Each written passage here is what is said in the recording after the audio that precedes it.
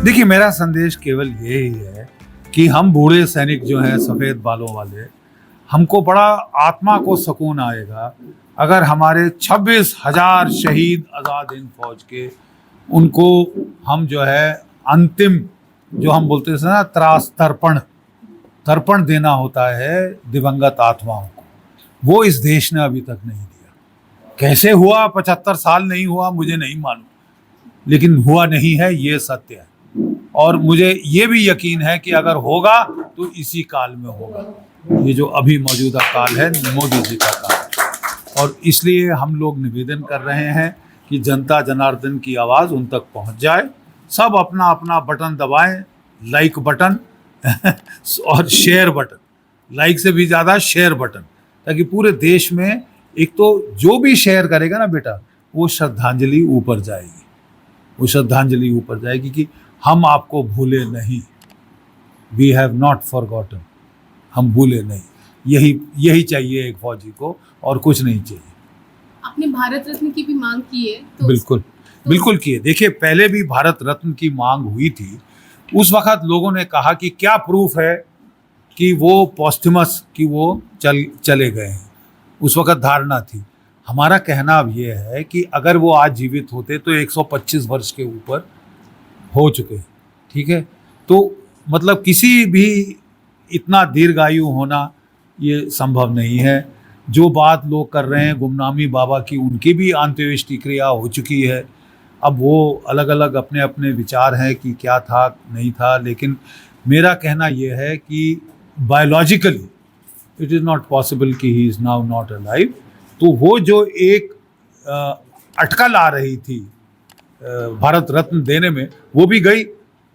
अब तो हम दे सकते हैं पॉस्टमसली हम ज़रूर दे सकते हैं, और मुझे पक्का यकीन है कि अगले साल हो जाना चाहिए।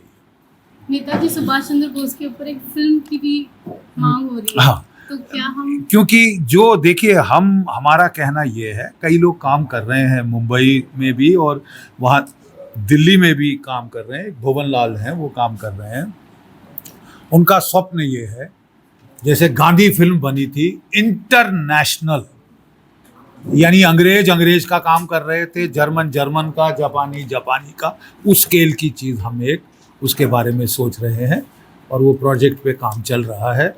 मुझे उम्मीद है कि इस साल शायद उसको अनाउंस किया जाएगा 15 अगस्त को।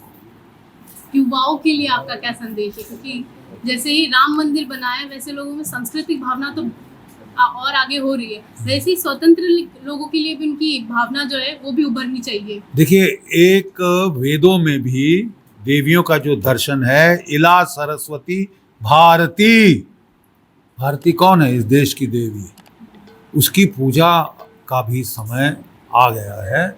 और मुझे बड़ा खुशी हुई, मैं राजस्थान में गया था और पृथ्वीराज चौहान और महाराणा प्रताप का जहाँ पे उनका वो है, तो वहाँ मैंने देखा पहाड़ के ऊपर माँ भारती का एक मंदिर है।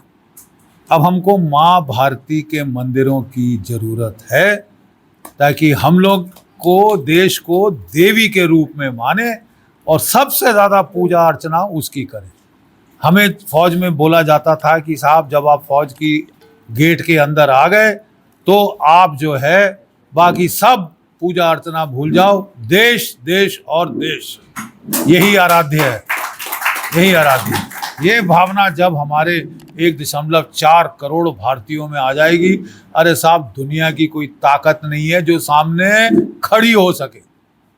खड़ी मुकाबला तो करना अब बिल्कुल भूल जाइए, खड़ी हो सके, ये कूट कर भरने की ज़रूरत है। और ये नेताजी सुभाष चंद्र बोस और उनकी आज़ाद हिंद फौज से ज़्यादा एक आधी फौज जो शहीद हो जाए, वो दर्शाती है कि भावना कितनी तीव्र थी। एक आखिरी सवाल, जैसे कि आपने अपने भाषण में कहा कि अंग्रेज तो छोड़ के चले गए, हमने इतनी मेहनत की, उन अंग्रेजों का क्या जो इस भारत में अभी भी पाकिस्तान जिंदाबाद के नारे लगा रहे हैं? आपके देश में बेटा एक जयचंद जीन है, एक जयचंद जीन है। जब अलेक्जेंडर यानी कि सिकंदर हमला कर रहा था, तो मेरे पूर्वज थे पुररवा जिसको कहते थे, वो लड़ रहा था। उस वक़्त एक आंभी राज थे जिनकी उनसे लगती थी, वो उनसे हार चुके थे, मैदान जंग में, तो वो साहब वो फलों के टोकरे लेके अलेक्जेंडर के पास पहुंच गया, जैसे कि बेटी की शादी में जाते। तो साहब वो तब से वो सिलसिला शुरू है। चाहे पृथ्वीराज लड़ रहा है तो जयचंद जाके वहाँ मिल जाता है, अगर यहाँ पे सिराजुद्दौला लड़ रहा है तो मीर जाफर जाके मिल जाता है। जयचंदों की कमी नहीं है। बोले ना हर शाख पे उल्लू बैठा है, तो इस देश में हर शाख पे एक आपको गद्दार जरूर मिल जाएगा।